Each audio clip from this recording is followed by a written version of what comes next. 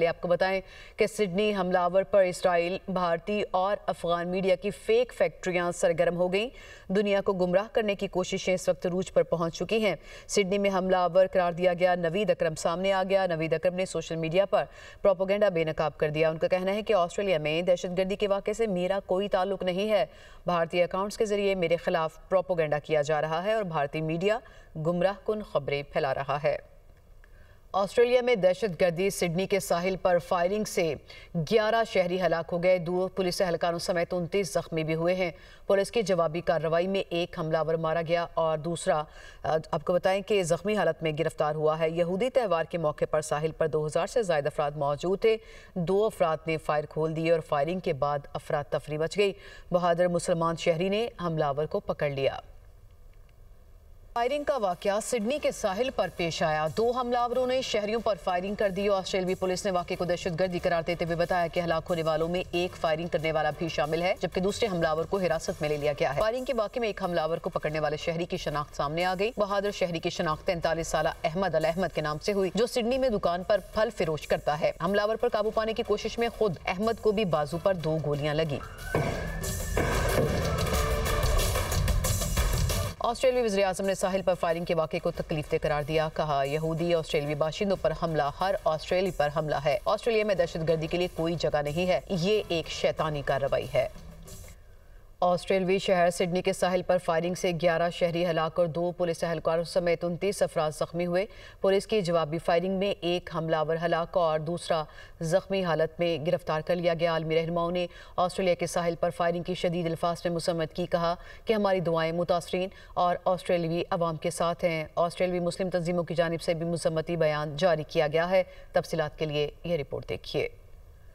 امریکہ کی جانب سے آسٹریلیا کے ساحل پر فائرنگ کی شدید الفاظ میں مذمت۔ امریکی وزیر خارجہ مارکو روبیو کا کہنا ہے کہ امریکہ یہودی تہوار پر سڈنی میں فائرنگ کے واقعے کی شدید مذمت کرتا ہے۔ ہماری دعائیں متاثرین، یہودی کمیونٹی اور آسٹریلوی عوام کے ساتھ ہیں۔ نیو یارک کے نو منتخب میئر سہران ممدانی کا بھی حملے پر اظہار افسوس کہا۔ حملہ گھناؤنا اور دہشت گردانہ عمل تھا۔ متاثرہ افراد سے اظہار افسوس کرتے ہیں۔ اقوام متحدہ کے جنرل سیکرٹری انتونیو گوتریس نے کہا فائرنگ کے واقعے پر خوفزدہ ہیں۔ یہودی تہوار پر جمع ہونے والوں پر حملے کی مذمت کرتے ہیں۔ یورپی یونین کے صدر نے کہا کہ وہ واقعے میں متاثرین کے اہل خانہ اور پیاروں سے دلی تعزیت کرتے ہیں۔ یورپ آسٹریلیا اور یہودی برادری کے ساتھ کھڑا ہے۔ یورپی یونین تشدد، یہود دشمنی اور نفرت کے خلاف متحد ہے۔ آسٹریلیا کی مسلم تنظیموں نے بھی سڈنی کے ساحل پر حملے کی سخت مذمت کی۔ آسٹریلوی نیشنل امامز کونسل کی جانب سے جاری بیان میں کہا گیا کہ مسلم کمیونٹی حملے کے متاثرین سے اظہار یکجہتی کرتی ہے۔ تشدد اور نفرت کی آسٹریلوی معاشرے میں کوئی جگہ نہیں ہے۔ حملے کے ذمہ داروں کو قانون کے کٹہرے میں لایا جائے۔ آسٹریلوی مسلم کمیونٹی ہر قسم کے تشدد کو مسترد کرتی ہے۔ صدر ڈونلڈ ٹرمپ کی آسٹریلیا میں دہشت گردی واقعے کی مذمت۔ وائٹ ہاؤس میں کرسمس کے حوالے سے تقریب سے خطاب کرتے ہوئے صدر ٹرمپ نے کہا کہ مذہبی تہوار منانے والوں کو کسی قسم کی تشویش کی ضرورت نہیں۔ تہوار منانے والوں کی حفاظت یقینی بنائی جائے گی۔ مذہبی تہوار منانے والوں کو کسی قسم کی تشویش میں مبتلا نہیں ہونا چاہیے۔ لوگ فخر سے تہوار منائیں اور اپنی شناخت پر ناز کریں۔ امریکہ کی براؤن یونیورسٹی میں فائرنگ کرنے والے ایک مشتبہ شخص کو حراست میں لے لیا گیا ہے۔ امریکی میڈیا کے مطابق مشتبہ شخص کو روڈ آئی لینڈ کے ہوٹل سے گرفتار کیا گیا۔ حملہ آور سے اسلحہ بھی برآمد ہوا ہے اور آپ کو بتائیں کہ پولیس حکام کا اس حوالے سے یہ کہنا ہے کہ تحقیقات جاری ہیں۔ عوام صبر سے کام لیں۔ حملے کے بعد براؤن یونیورسٹی میں تمام کلاسیں اور امتحانات منسوخ کر دیے گئے ہیں۔ یونیورسٹی میں فائرنگ حملے سے 2 افراد ہلاک اور 8 زخمی ہوئے۔ شکارپور پی ایس 9 میں ضمنی الیکشن کی بات کریں تو مکمل 178 پولنگ سٹیشنز کے غیر حتمی غیر سرکاری نتائج موصول ہو چکے ہیں۔ پیپلز پارٹی کے امیدوار آقا شہباز درانی 73,954 ووٹ لے کر پہلے نمبر پر، جبکہ جے یو آئی کے امیدوار رشید اللہ شاہ 9,412 ووٹ حاصل کر سکے ہیں۔ آقا شہباز درانی کی جیت پر کارکنان نے خوب جشن منایا۔ شدید دھند کے باعث موٹر ویز کو مختلف مقامات سے بند کر دیا گیا ہے۔ M3 درخانہ انٹرچینج سے فیض پور انٹرچینج تک بند کر دی گئی ہے۔ اسی طرح M4 پنڈی بھٹیاں سے عبدالحکیم انٹرچینج تک ٹریفک کے لیے بند کر دی گئی ہے۔ M5 کو شیر شاہ تک ظاہر پیر، رحیم یار خان اقبال آباد انٹرچینج تک روہڑی اور شیر شاہ تا اچ شریف ٹریفک کے لیے بند کر دیا گیا ہے۔ یہ سب شدید دھند کے باعث کیا گیا ہے۔ SHO سٹی خاران کے قتل میں ملوث 3 دہشت گرد گرفتار کر لیے گئے ہیں۔ گرفتار دہشت گردوں کے دیگر ساتھی پولیو ورکرز پر حملے میں ملوث ہیں۔ دہشت گردوں کے دیگر ساتھیوں کی گرفتاری کے لیے کارروائیاں جاری ہیں۔ DIG CGD اور ایڈیشنل چیف سیکرٹری داخلہ نے مشترکہ نیوز کانفرنس کی۔ اس میں بتایا کہ 2025 میں بلوچستان میں 78,000 آپریشن کیے گئے۔ مختلف کارروائیوں میں 707 دہشت گردوں کو ہلاک کیا گیا۔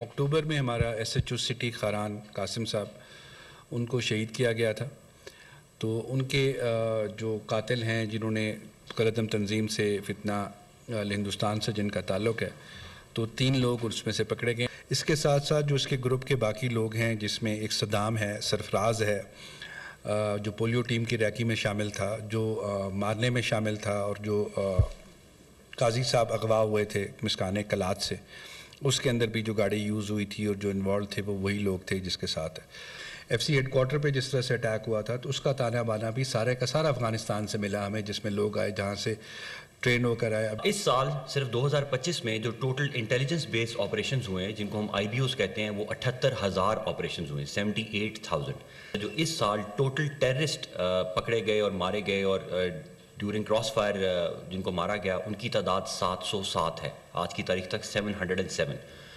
اور انفارچونیٹلی ان سارے آپریشنز کے اندر جو ہمارے لا انفورسمنٹ ایجنسیز کے لوگ شہید ہوئے ہیں، ان کی تعداد بھی 200 سے زیادہ ہے، 202 ہے۔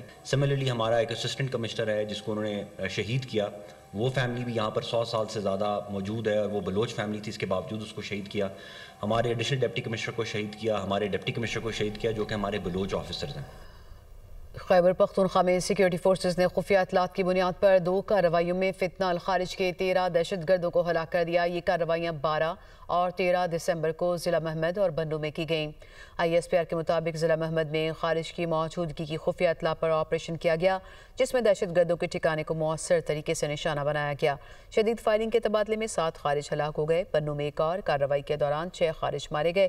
ممکنہ دیگر خارج کے خاتمے کے لیے سینیٹائزیشن آپریشن بھی کیا گیا۔ دہشت گردی کے خلاف جاری بھرپور مہم پوری قوت سے جاری رہے گی اور ملک سے غیر ملکی حمایت یافتہ دہشت گردوں کا مکمل خاتمہ کیا جائے گا، یہ کہا گیا ISPR کی جانب سے۔ وزیر دفاع خواجہ آصف یہ کہتے ہیں کہ فوج پاکستان نے وطن کی حفاظت کی۔ 6 ماہ پہلے پاک فوج نے جو فتح حاصل کی وہ تاریخ کے سنہرے باب میں لکھی گئی، اور انہوں نے کہا کہ جنگ کے دوران دنیا میں ہم نے ایک منفرد مقام حاصل کیا ہے۔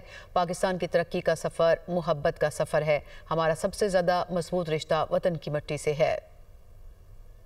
افواج نے سرزمین پاکستان، سرزمین پاک کی جس طرح حفاظت کی، آج سے تقریباً 6-7 ماہ قبل جو ہے وہ بھی پاکستان کی تاریخ میں ایک سنہرا باب ہے۔ آنے والی نسلیں جو ہے تا قیامت اس جنگ میں جو فتح نصیب ہوئی اس پہ فخر کریں۔ پاکستان کی ترقی کا سفر جو ہے وہ محبت کا سفر ہے۔ ہمارا پیمانہ جو ہے انسانیت کا پیمانہ ہے، اس ملک کے ساتھ، اس وطن کے ساتھ مٹی کا پیمانہ ہے۔ ہم سب سرخرو ہوں گے، ملک ترقی کرے گا، خوشحالی آئے گی، تو غربت کے، بے روزگاری کے جو اندھیرے ہیں وہ دور ہوں گے۔ ان مبارک دنوں میں